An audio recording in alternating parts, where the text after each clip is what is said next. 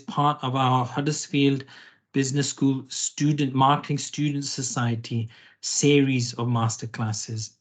And we are really happy, we're really honored to have our speaker, Jess Crombie. Now, Jess, thank you very much in advance for doing this for us. Jess is the first of our masterclass speakers for this series. Jess is a senior lecturer on the BA Honours Photojournalism and Documentary Photography course at London College of Communications. Self-admittedly, Jess is a storytelling geek with over 18 years experience creating some of the most innovative humanitarian campaigns. In particular, Jess's work as the former global content director at Save the Children and of course part of Save the Children's senior leadership team. Jess has led campaigns with teams across 29 countries with all sorts of campaign management and all sorts of, in particular, campaigns focusing on the imagery of children, from virtual reality projects to participatory projects to experiential events. When Jess is not lecturing, she's a consultant helping NGOs on how to make maximum impact with their storytelling. Of course, Jess, big projects really have been Save the Children's own People in the Pictures report, which was Save the Children's own large-scale project asking contributors as to how they felt about imagery and storytelling and dignity and empowerment, etc. And in fact, this remains one of the few really deep and large-scale studies of its kind.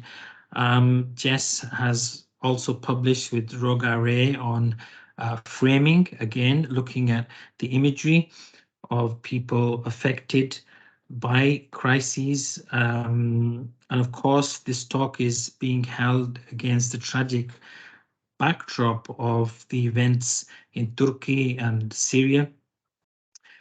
And, you know, if anything, this let me start this talk as a tribute to the brave people that are affected by these tragic events, and of course the NGOs on the ground and the humanitarian aid workers on the ground.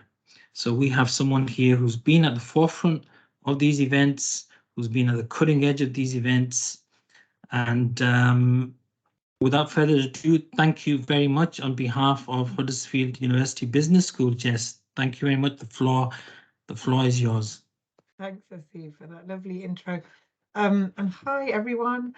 So I'm gonna be talking for about 40 minutes or so, and I'm going to share some experiences and some of my research and some observations, but kind of a bit of the theme of the talk is the journey of thinking that I've been on, because I think all of us are kind of on that journey of thinking in some way, and it's quite useful to hear where other people are going with that. While I'm talking, if you have any questions you want to ask, please pop them into the chat. There is time for a Q&A at the end, but if there's anything that you know, anything burning you want to ask or anything you want me to explain a bit further, just pop it into the chat and I'll either come to it at the time or we can get to it at the end. All right, so I think Hasib's given a pretty detailed introduction there, and but I'll just add to that by saying that I think you know, the way you'd sum up my career and particularly my research area is really looking at the people that we tell stories about as a humanitarian sector, the sector that I've spent so much of my career working in. What do they think about the stories we tell and the process of those stories? And so that's at the heart of everything that I do. And so I'm going to share some thoughts around that. Just to warn you, in this talk, because of the nature of the work that I do, there are a couple of images which are a little bit shocking. And so I'm going to give a trigger warning before I show them. They're not too bad, but there are a couple. So yeah, just to give you a warning about that. All right, so I just want to start off by this term contributor-led storytelling, what I mean by it. So It's a term that I started using over the last couple of years, and really is describes the methodology that I advocate for in the work that I do with lots of different humanitarian and development organisations and academically as well. And really what it means is that it's essentially remembering that in the process of telling stories, there are three key participants: the person who the story is created for, the viewer; the person who created the story, content itself, the maker; but also the story subject. I don't like that term, so I'm doing it in inverted commas, but the person that the story's about. And the reason that my logo is a triangle with a little dot in it is to highlight the importance of the subject in this process, because they're really often forgotten. And you'll see on the right here, a few years ago, after I designed my logo, actually, I found an article by a photographer called Nick Drain called "What Are You Looking At on Blackness, Images and Invisibility," which I highly recommend that you look up, and it's available online. It's a really good one. But I wanted to share one line that he writes about images that show people who are suffering, which is a lot of what I deal with. So he says the photograph aims to mobilize the power of those who fall into the category of viewer to act on the suffering of those who are rendered subject.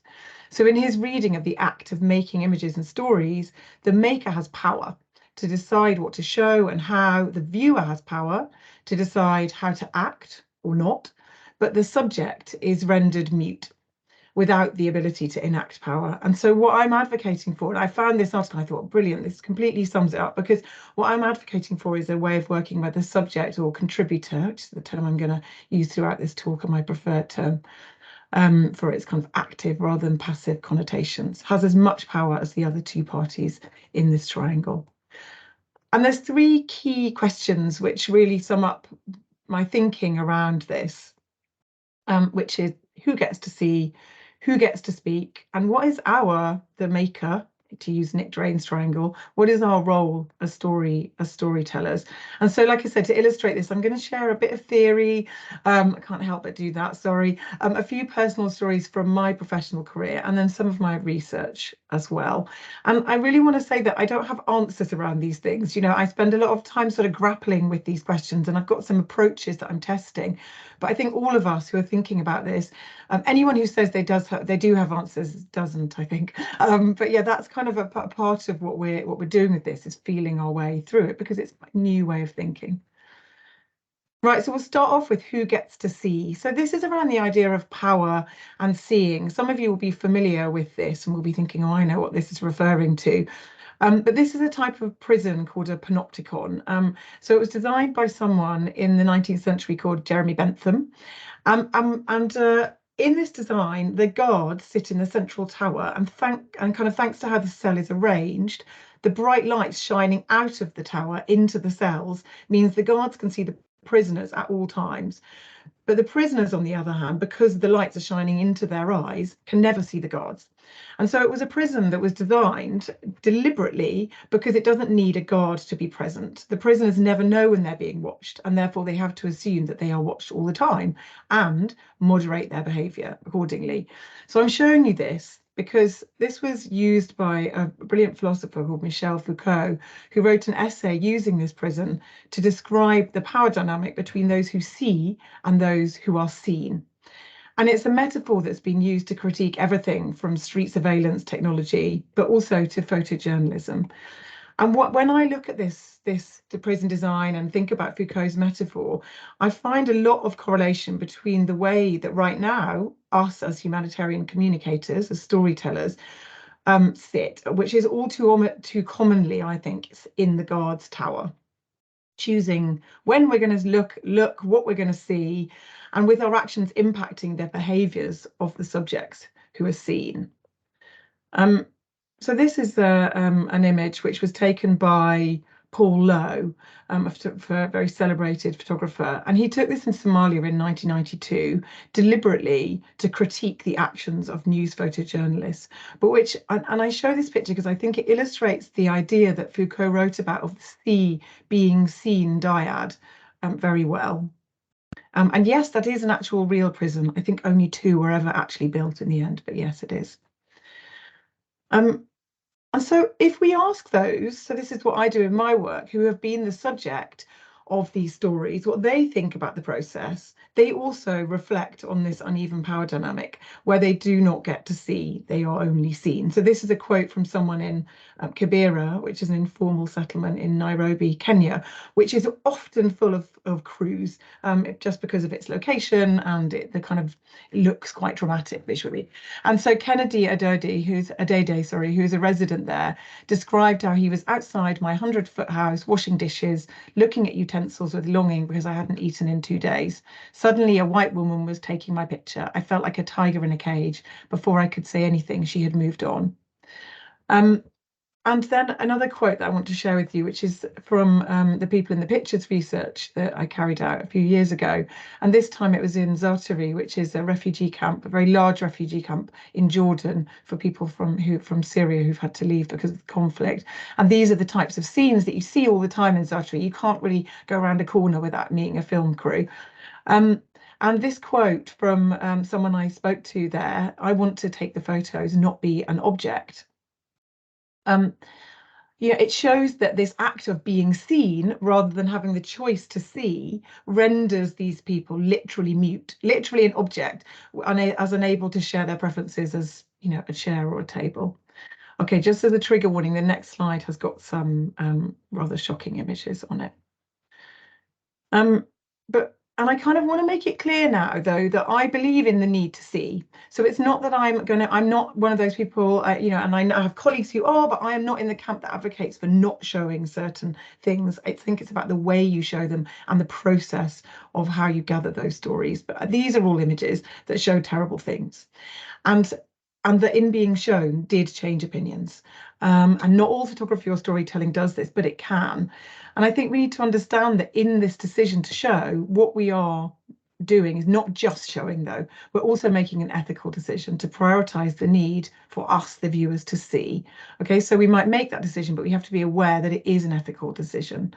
Because in this type of scenario, the person in this picture almost always becomes a symbol for the need to show and to educate rather than an individual. And even when they're named, and that's not always what happens, they are always representative of a bigger whole. And after the picture's published, mostly we don't know whether that person, that symbol of that wider situation, is happy, whether they agree with the positionality of the story, whether there was any consequences for them, positive or negative.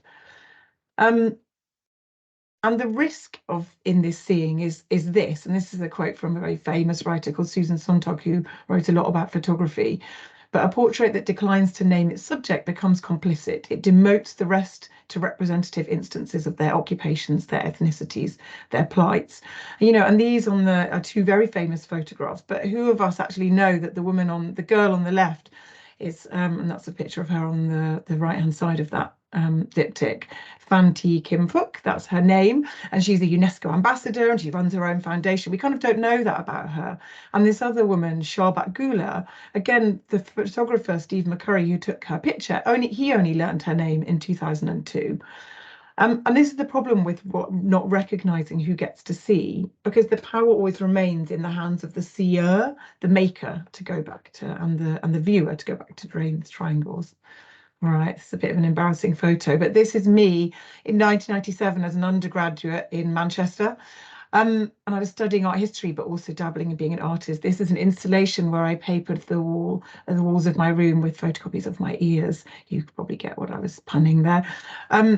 But what I show this picture just to illustrate really the point I want to make, which is that right after this picture was taken, I went off to India, really making sure I hit all the white girl undergraduate stereotypes. But I went there because I had just learned about partition, which isn't taught in the British school system. And I was so amazed to discover this huge moment in history that I didn't know about, that I decided I wanted to go and research it with vague plans to maybe write something about it later. And I felt far superior to those who went to India, to drink bang lassies and dance at full moon parties. I was going to discover the real India, the history and the people, and I was going to reveal new truths. And unsurprisingly, I didn't. After a very hot 2 weeks in a New Delhi library, I got on a train, to Goa, and went and danced at full moon parties.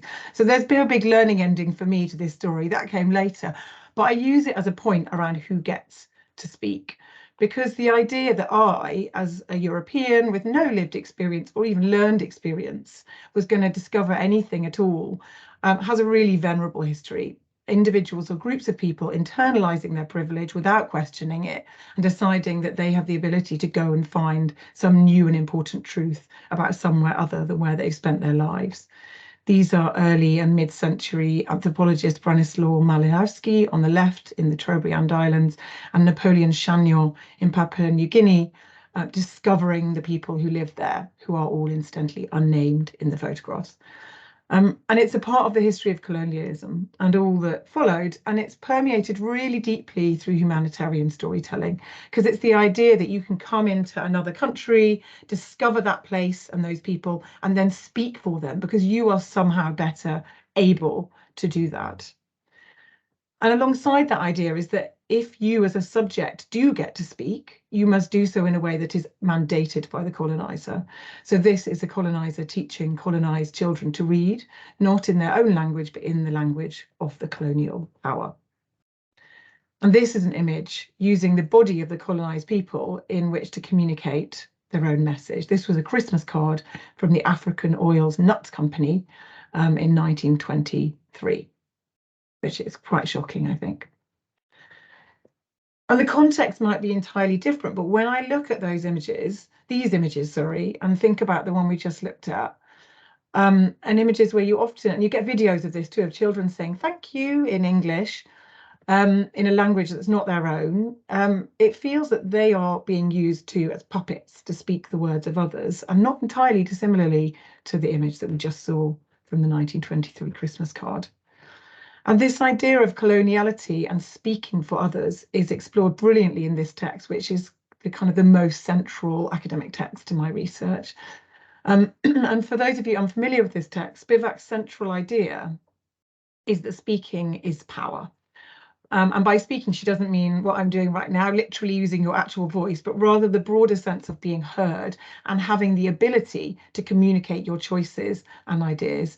And she illustrates this idea through the practice of sati, which is a traditional act now outlawed in India, where a woman would sit on top of her husband's funeral pyre.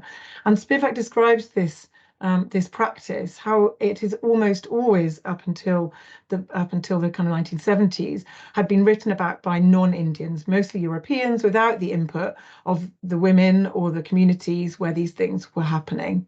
And these subjects, of the text, rural, predominantly poor women, were entirely mute in the telling of this story about them. And she describes these women as marionettes. So, of course, a puppet controlled by another, and also that they are unheeded because no one considers them as being able to speak. So it's not just that no one asks what they think. They're not asked because it's not a consideration. What would they know? There's that kind of idea, in the sense that they have nothing to add. And she talks about two senses of representation being run together in this. Representation as in speaking for, so speaking on behalf of someone, but also representation as representation. And so the process of documenting the lives of others can mean that we end up speaking for others and representing their experiences ourselves without their meaningful input is how that happens. And this happens not because people aren't able to speak for themselves. If you want to find out what people want to say about those things, have a look at some of my work. But because we haven't often considered those others as being able to contribute meaningfully at all. And that's a colonial hangover that still exists in a lot of work in this area today. And if we're not careful and we don't check what, our kind of biases around this, more on that later, the people in our stories end up as marionettes. I want to share a second personal experience of mine from my professional life this time. And this is around the idea of being able to, or even having a responsibility to both represent and represent. And this idea and my kind of thinking about this started really unraveling and becoming complicated a few years into my career as a humanitarian storyteller, but was really fundamentally destroyed 12 years ago at the start of the Syrian conflict with this one incident that kind of coalesced all my thinking. So my team and I were doing what we always did, which was gathering images and footage and interviews from people who were affected. And this time it was from children and their families who were leaving Syria and coming across the borders into Jordan and Iraq and Turkey. And this was in 2011. And it was a time when the media were not particularly interested in what was being seen and described often as just another part of the Arab Spring or just another Middle Eastern conflict. Um, and and on that particular trip, we met these teenage children who attempted to speak in the Spivakian sense. So we just were looking at Spivak. And what I mean by that is that they were attempting to move past being symbols or objects of a story and instead trying to deliberately control the narrative that was being released about them. And they did this by offering up footage on phones that they claimed they had filmed themselves of torture committed against children they knew in Syria. It turned out upon when we verified it that the footage was showing torture against children, but it was not from Syria. The children we met had been tortured. They had ligature marks and burn marks on their bodies. And so what they were telling us was true, but they didn't have the footage of it. But they knew the images or footage showing what they were saying would be more powerful than their words alone. And they wanted to get that story out there. They wanted to control that narrative so people would know what had happened to them. But they didn't have the luxury of a platform on which to share their stories. And they saw journalists everywhere creating their own versions of the narrative. And so they used what was at their disposal to try and speak, to control this narrative. And it was a really amazing moment in terms of thinking about why I was gathering stories from these people without their partnership, essentially. It kind of changed everything for me. And that brings me on to my third kind of key question, which is what is our role then as makers, as storytellers? And so following that incident, I thought, well, I have to find out in a meaningful way what the people in the stories that I am telling and sharing to hundreds of thousands of people all over the world, what they think about the whole thing, why they choose to share their stories, what the process felt like, what they thought about the way they'd been represented and represented. And I had access to people who had featured in Save the Children's communications and fundraising because I was the director of content at the time. And so myself and Siobhan Warrington from Newcastle University went and interviewed just over 200 people in Jordan, Niger, Bangladesh, and the UK, who had all featured and children, women, and men, who'd all featured directly, or who had loved ones, parents of younger children, for example, in Save the Children's materials. And I just want to share the top line of what we found. So we had 3 research questions. The first one was, why did people share their stories with Save the Children? And we found out for a lot of people, there was an existing relationship with the organisation. They'd been helped in some way and they felt it was a kind of quid pro quo situation. You gave something to me, I want to give something back to you. There was also an altruistic motivation. They were aware that this might not benefit them, but that it might well benefit others. And they wanted to make sure that they could somehow add and help other people who might be in a similar situation to themselves.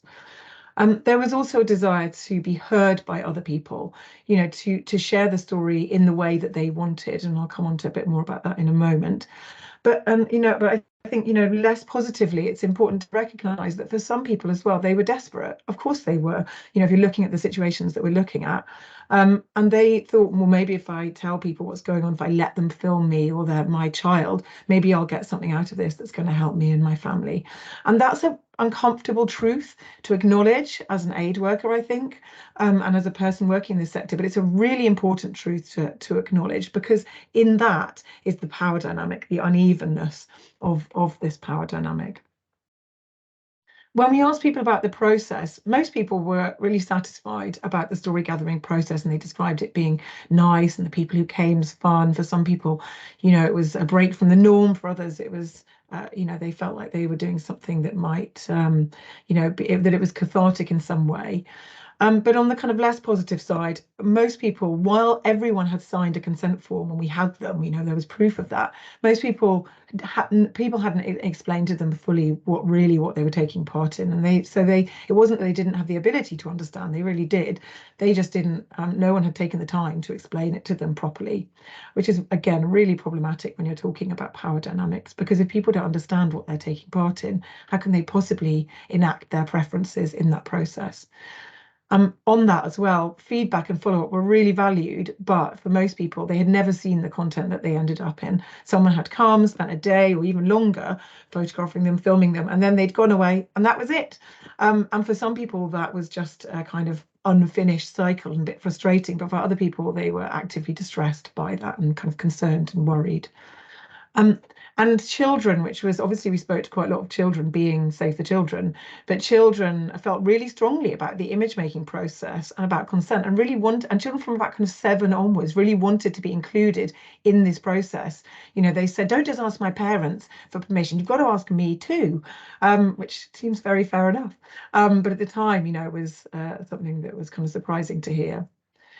In terms of portrayal, which is where a lot of the debate happens in the sector around what should we show, what shouldn't we show, people really, to sum it up, they wanted to have power over how they were represented. So everyone understood the need for the showing suffering and images that show people having a not great time. There was no one we interviewed who said, I don't want you to ever show images like that. But everyone said, you should show that. That did happen, but it's not the only thing that's ever happened to me. I'd really like you to show a more, you know, varied experience of my life. I wasn't just sitting around waiting to be saved. I was also I was making active contribution to what's going on here as well. And why don't you ever show that part of it? Um, and so yeah, that was kind of the key findings that came out of that. Sorry, I was distracted by this nice comment from Casey Noakalo. So yes, I think that's a really a great point that you've made there.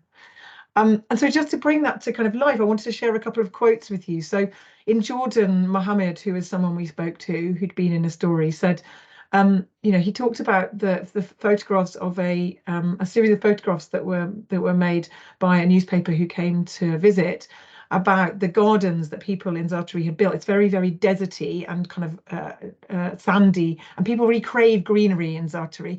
And so people just plant whatever they can, anywhere they can. And so, you know, Mohammed said, Syrians deserve to live. They are humans and capable of creating beautiful things, even though everything is destroyed around them. The living conditions here in Zaatari camp are harsh and the weather is bitter, yet we have created something beautiful for the world. And he's just kind of acknowledging, yeah, we're human beings and we, you know, we're capable of creating beautiful things. We're not just one-dimensional people who are living as refugees. Rather profoundly, a child in Jordan told us happiness doesn't move people when we asked about images of suffering. And in Niger, literally everyone quoted us this proverb that translates as a song is nicer from its owner's mouth.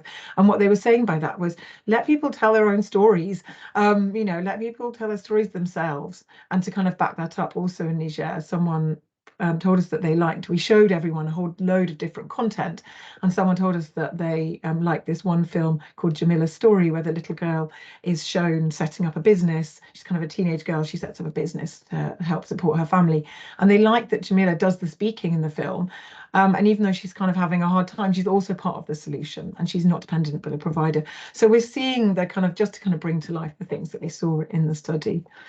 And so what did we do with this information, you know? And so this information, I have to say, is still a real foundational set of learnings that I use in my work. And so in Save the Children, one of the things we started doing straight away was to start putting in place a series of participatory projects where we worked in quite, there's a whole, you know, there's a whole methodology around participatory practice. And so we started using that to work in partnership. And this is one project from in Zaatari camp with the same teenagers that had been in the study, where we worked with them for over 2 years, and they set up their own Instagram account and they documented their lives. And I can talk more about the project if you're interested, because it had real legs after that. It went all over the place. And this was another one where an artist called Patrick Willock worked with refugee children from Burundi living in Tanzania and from Syria living in Lebanon. Over several weeks to create stage sets communicating whatever story they wanted to tell. And you can see here one little boy on the left wanted to talk about his ambitions for the future to be a doctor.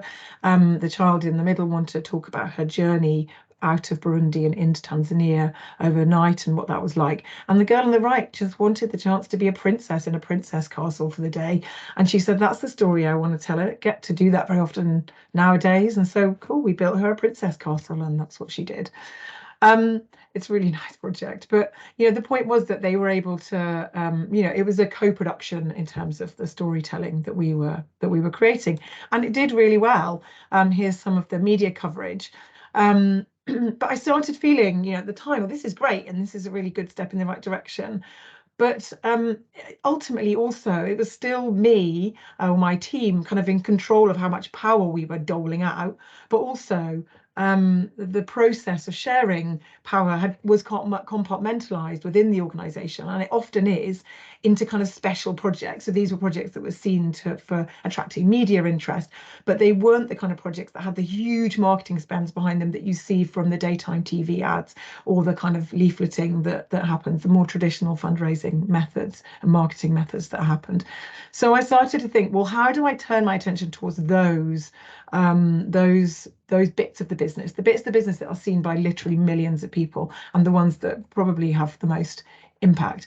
And so before I did that, I started thinking, well, how is decision making made in the humanitarian sector? Because there is a lot of very sophisticated data collection about audiences that happens across the sector, but there's also quite a lot of decision making that is made partly or sometimes wholly by gut instinct, but not recognized as such. And the problem with gut instincts is that they are unreliable, but they also are often guided by our biases. So we hear a lot about biases these days, which is great in my opinion. And I'm sure we're all familiar with the Freudian idea of biases, which is that we have a very small selection of conscious biases and a whole big underwater iceberg set of unconscious biases. And sometimes it can feel a bit defensive to think about ourselves having biases, but I just want to kind of highlight a nice way that biases were explained to me a few years ago, which is that they are an accumulation of knowledge based on who we are. So I'm a white middle-aged woman who has lived, not always, but mostly in the UK.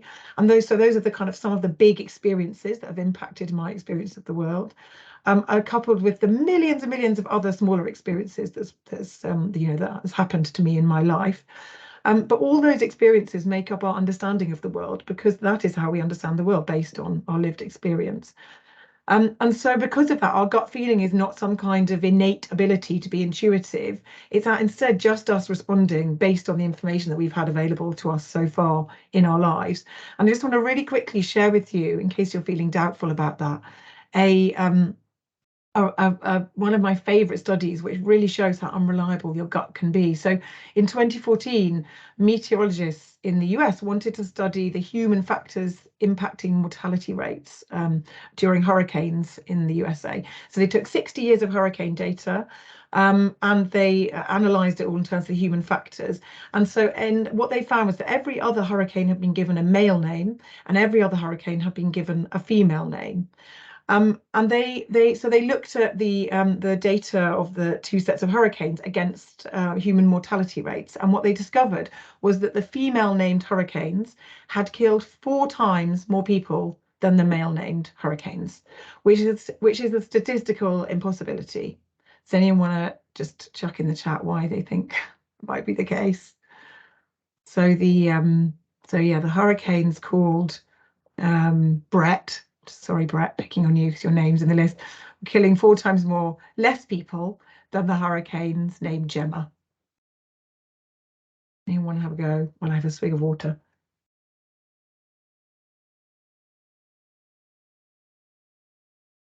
Yes, exactly. Brilliant. Nice, soft, gentle ladies. Thanks, Siobhan. I didn't know you were here. Siobhan is is the person who led on the People in the Pictures research. We'll get you into the chat later, Siobhan, if there's any questions about that. But yeah, because female hurricanes are seen to be more gentle than male hurricanes, even though they're hurricanes. They can't make decisions about how gentle they are. And this is down to our biases and our gut reaction. No one was making that decision here. Oh, the hurricane's called Brett is probably going to be, Gemma, it's probably going to be less dangerous. No, they were doing that in a gut way. And so when it comes to humanitarian storytelling, most people in the sector fall into two camps, which really speak to their gut, so who they are and as a person and their understanding of the world. And these two camps fall into these two frames, which myself and Ian McQuillan coined the names of these frames, and myself and Ian and Ruth Smith wrote about these recently. And so in the fundraising frame, it's the argument that we need to raise money and certain images and stories do this better than others, and so we should always use them. And then on the other hand, there's the values frame, which is by telling these stories at all, you're creating racist, derogatory stereotypes, and so you should never show certain images and story or tell certain stories. And both of these views are true, which is the problem, but also neither of them are solutions. And they're a totally entrenched stalemate that's been going on for decades and decades. To give you a sense of it, the term poverty porn was coined by 1982 by Morgan Lisner. So, Jorgen Lisner, sorry. So yeah, these camps have been there for a really long time. And so what I thought I needed to do, instead of trusting my gut and sticking to these camps, I was always sort of swaying between the two, was to try and ask a lot of questions about how we might do something differently. And so I just wanted to share one piece of research, and I've carried out a few pieces of research around this, but this was the kind of largest one. So this was a piece of research in which I teamed up with David Girling from the University of East Anglia and Amref Health Africa, who are an organisation with their headquarters in Nairobi, but who fundraise across Europe and the US. And what we wanted to do was run an A/B test with their donors. So a live fundraising test where we would put two sets of fundraising materials in a head-to-head test against each other. It's a blind test. The donors didn't know they were taking part in anything like this. And so the test went out as a normal quarterly appeal, as a leaflet to donors. And the test was made up of one leaflet, one kind of fundraising appeal made by Amref in their house style, and one fundraising appeal made by people who had been supported by Amref, but who also now worked as partners with Amref. And these are the people that we worked with. This is in clockwise: Refa, Patrick, Fatuma, and Kevin. And they are community health workers who were supported by Amref but now work with Amref in Kibera, I mentioned earlier, in Nairobi in Kenya. And so they're kind of beneficiaries of Amref, but I don't like that term as well, but it's helpful in this context, but also spokespeople for them. And the only parameters that they were given was that they had to put an Amref logo somewhere, but not in any particular size, and that it had to be an A4 folded leaflet because that was the format that was being sent out, and that was it. So local facilitators in Kenya ran a workshop and shared information about the audience, where the leaflet would be shared, when and how, and gave the participants camera training. And then they went off and they had a week or so to create their leaflets. We provided them with a designer and photography support as well to help them if they needed it, although I have to say they didn't need much support. And then they voted on which of the four would then be released to the public. And the one that they decided should be released was the one made by Patrick Malaki. And so this is what he decided he wanted to talk about. So, Amref, as you'll see in their pack, wanted to talk about vaccine poverty around COVID, but this wasn't something that anyone in the group decided was important. And what they all talked about different things, but what Patrick wanted to talk about was about older people living in Kibera and what life was like for them, because this was something he was supporting lots of older people with and experiencing every day. So this is the front and back cover of his appeal. So he took the photos and the story is told in his voice in the first person. And it's really an account of what he experiences as a community health worker and what he sees every day. And so he speaks directly to the supporters who are going to receive the leaflet. He says things like, have you ever encountered an elderly person who's lonely, frustrated, sick, either in your household, village, town or country? And his tone's really passionate and quite emotional as well. And this is the central spread of his leaflet. And he does really interesting things in this, which go against the kind of received wisdom or gut knowledge about what works in fundraising. So he doesn't outline the role of the donor. And while he speaks directly to them, he doesn't tell them what they need to do. He doesn't ask them what they need to do. He doesn't thank them for anything they've done before. He just tells them the story of what's going on in Kibera. The design is very simple. I could probably do that myself within a Word document. And it features very little AMREF branding. You see here in the central spread, there's nothing at all. And actually, he only put the AMREF logo very small on the back cover.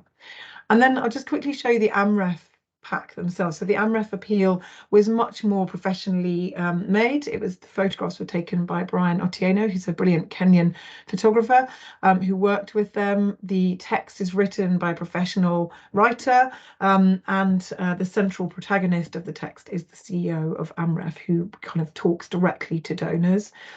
They decided they wanted to talk about vaccine inequality across the continent of Africa, not just specifically in Kenya. And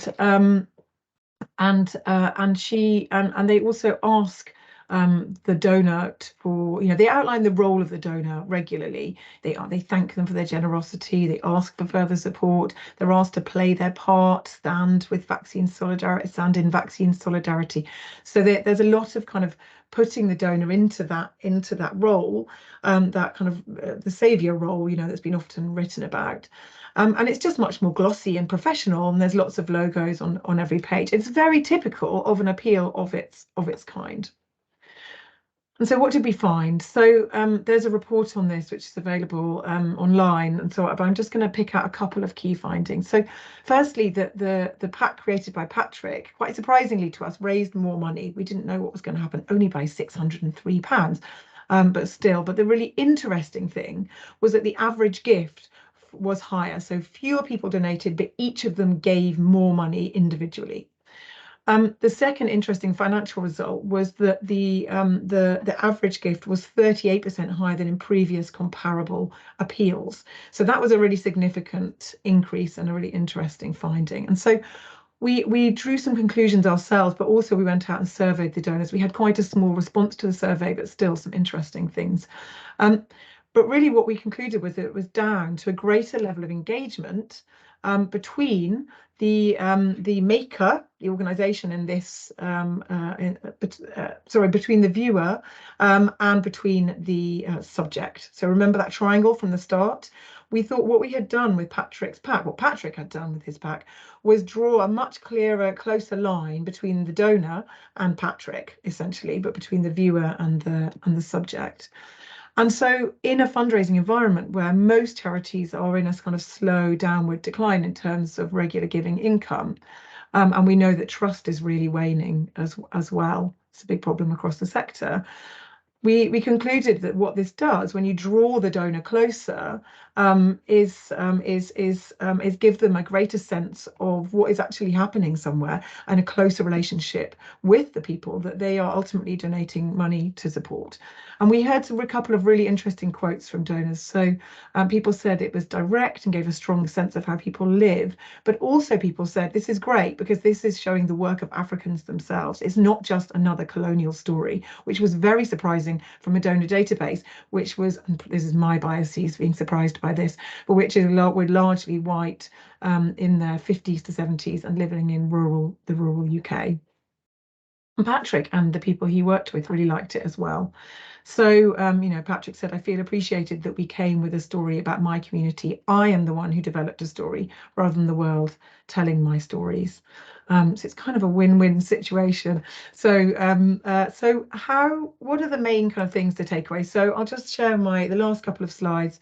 So my key research takeaways. So the first one is that the people who share their stories have a really sophisticated understanding of the power of communications. And so any kind of ideas that is not the case need to be scratched immediately, because we've spoken to people in extremely rural communities who have to walk, for an hour to go and watch a TV somewhere, and they still have just as sophisticated ideas as someone who's like, owns a mobile phone and is constantly on it looking at the news online or whatever.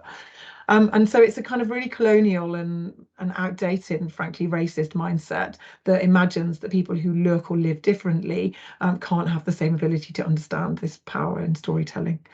The second one is that people really want to control the narrative themselves. They want to have the power over how their story is told and what it says. And fair enough, I want that about myself too, right? It's their story. People don't mind stories that show suffering, but they don't want that to be the only thing that is ever talked about them. And this is a thing which has been heard a lot by the sector, but which people are really struggling to enact. All right, so I want to do something more ethical, but how do I do it? And that's why I'm doing studies like the one I just showed you and a couple of others I have in the pipeline right now to think, all right, so I want to do that, but how do I do it and still raise money? But these kind of stories also help to challenge the audience ideas about stereotyping and othering. You know, we have to recognize that we are not just asking people to engage or give money, we are also educating them. We are telling them what to think and know and what they know about whole swathes of the world. And so in doing that, we have a responsibility not to stereotype and other people and not to embed racism, you know, in our storytelling. However much that is inadvertent, it is still happening. And what's great from what we've seen in our preliminary studies, there's lots more to do, is that audiences really like this as well. So just to wrap up, you know, when I started saying what is contributor-led storytelling, I think it's, you know, a process where people get to input choice and preference in a really meaningful way. So, and then have them heard and included all the way through the process, and not just kind of, I'm going to interview you and include your quote. Well, what story are you telling? How are you telling it? How is it going to be represented? You know, that full editorial process.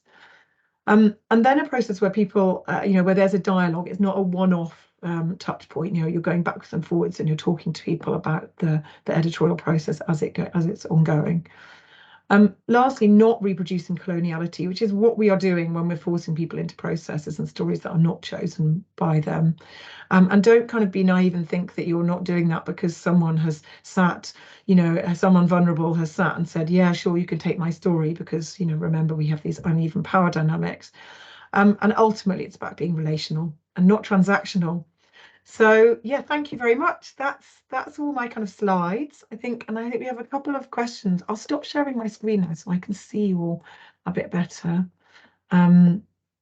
Just thank you so much, Jess. The only problem, folks, is we've only got Jess literally for another 10 minutes. And I know you feel like I do. I wish we could have another to talk about these issues in a bit more detail. That was so fascinating. That was so interesting, Jess. Thank you so much. I just want to pick up on a very interesting question by Rowena. How can we support? Because I think some of the issues that you mentioned, this is a good overall questions. This, how can we support donors, public and institutions to be moved by happiness or inspired by people's more full stories? Is it an impossible task? No, it's not an impossible task.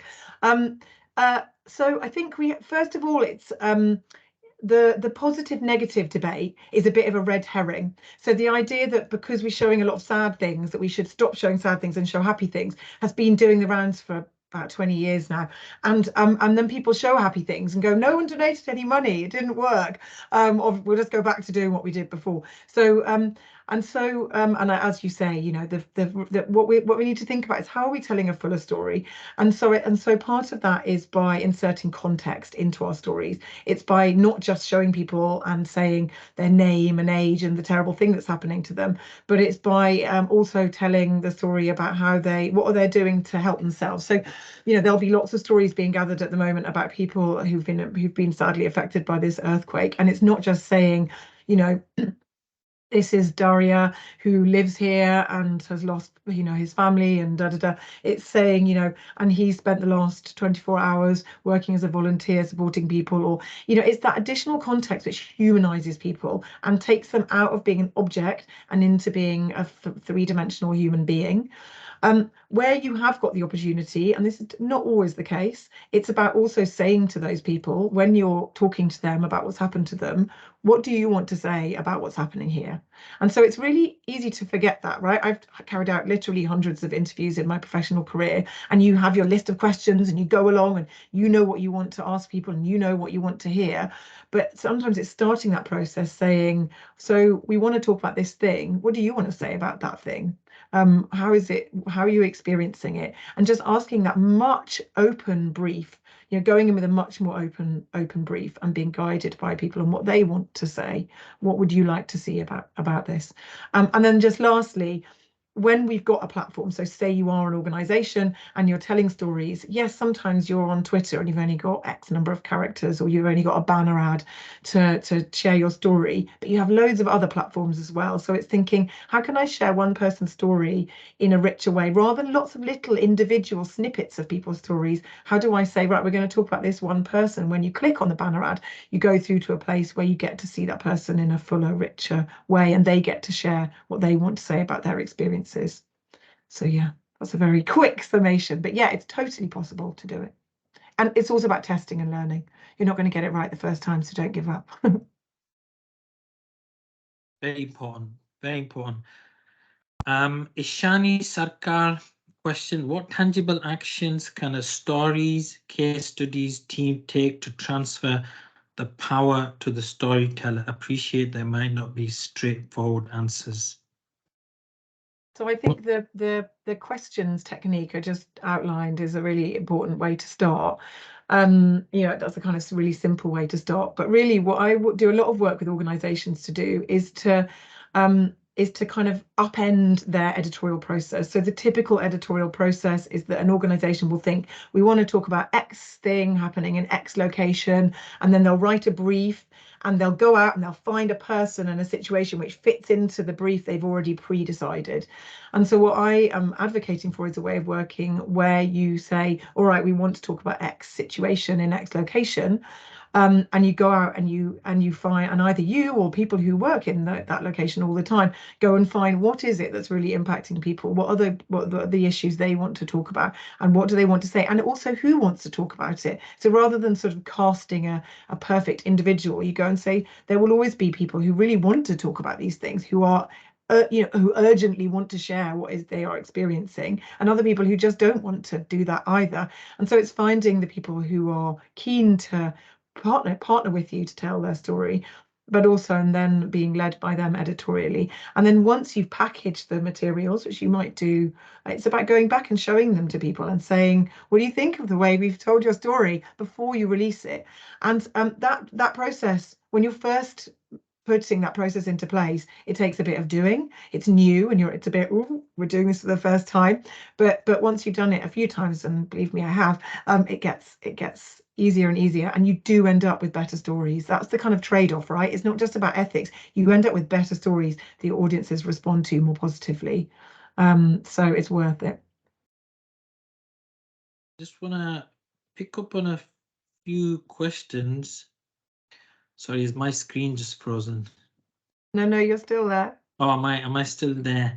I just want to pick up on a few questions, Jess, which if we had more time, definitely I would have liked to have had this debate with you myself. So Richard's asked this question. Yeah, so he I says, saw it. thanks, Jess. So interesting. Is this bigger than imagery and storytelling? Is this power imbalance intrinsic in international development organizations based in the UK?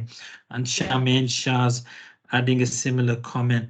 So is this what Churiaki Jess would say post-humanitarian imagery is? Good old Lily. Hi, Richard. Thanks for asking the hard questions. I used to work with Richard. So yeah, I think there's always a point, right, where you come to, and whenever I'm running workshops in organizations, this happened in UNICEF just a couple of weeks ago, and a couple of people at the end of the workshop just said, oh God, what's the point of it all? This is just, what's the point of doing storytelling better, because the whole system is broken. And I think my answer to that is always yes, it is. Ultimately, it's a really problematic structure that the whole sector works within. And I think you either are in it, or you're outside it. But I'm trying to change the bit that I have control over. And so I think a bit like the media sector, right? Stuart Hall wrote a lot about representation in the media, and he wasn't expecting that representation is going to end the problem of racism. But what he was saying was that, but we can change the way we do things in one section of one part of the industry, because we do exist in a capitalist economy under the hegemony, the hegemonic structures that we exist within. And so how do we change the bits that we can change? So that's the rather pragmatic, and sorry if that's slightly disappointing answer, but that's where I come back to within that, yeah. I'm just gonna squeeze in this last question. from Ruta Suzanne. So I work for an NHS charity and I want to enhance the patient stories we create with people who have received care from the NHS and their families with a view to inspiring donations. What's your top tips for making this really engaging? Yeah, so I think the first thing to do is to ask who would like to share their stories. So there will be you always you want to get a broad range, right? You want to get stories that are going to talk about this part of the work you do and this part of the work you do. But I think if you go out first of all and say who wants to tell us what they've experienced, what you will get are chatty people who want to share what's going on, and you've got a better story straight away there. I think the next thing to do is to make sure that you're telling the story, that they are telling the story from their own point of view. So I think, I've put together hundreds of fundraising appeals in my life, and the ones that always work best are the ones where the donor is hearing directly from the person who they want to support. They don't really want to hear from the charity. Charity's always inserting themselves into those conversations and trying to make themselves the kind of protagonist, because they think that, well, we're the expert view and that that will generate trust. But that's not the case. People are donating because they want to donate to individuals, and so they want to hear from those individuals, and not in a highly editorialized way. What worked really well, I think, with Patrick's fundraising appeal was that it was literally just sort of stream of consciousness verbatim, Patrick just describing what. And if you want to have a look at it, go and have a look. You can read his whole text in the report. It's really I think it's really telling the way he did it, which is just to be like, this is what I'm experiencing there, and that is much more engaging to a donor than any kind of editorialized story. And I don't like the word authenticity, but that is ultimately what you achieve by storytelling like that. I know, dear audience, there's so many more questions. I have so many more questions. I want to have a debate with Jess about imagery, because we've done eye tracking research, Jess, on poverty porn imagery recently with Roger Bennett from Kingston University. Very interesting insights. Some advice that I give to fundraisers is do unto others as you would want them to do unto yourself. Follow the golden rule. If your nephew or niece was affected by crisis and you needed to fundraise, how would you depict the imagery? And how would you like it? You are relying on people to I think that's definitely true, and it's a good litmus test. But also you are then people are then still using their gut feelings about and imagining how other people would feel, right? And I think sometimes the problem is that they say, well, I'd want everything to be shown because if that was happening to me, but without the lived experience of knowing what it's like to be in a highly vulnerable situation, sometimes you can end up making decisions. But yeah, you're right. That litmus test is a useful first benchmark. Jess, I so wish we had at least another half an hour with you.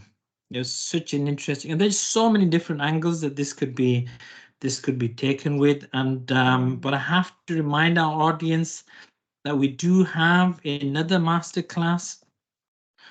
And that masterclass, we will email our attendees. That's with Rebecca Hindle, industry lead at Meta. And that's on the 1st of March at 5 o'clock. We have these masterclasses as our public engagement initiative.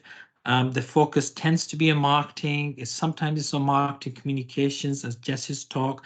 Sometimes it's on product innovation, on services management.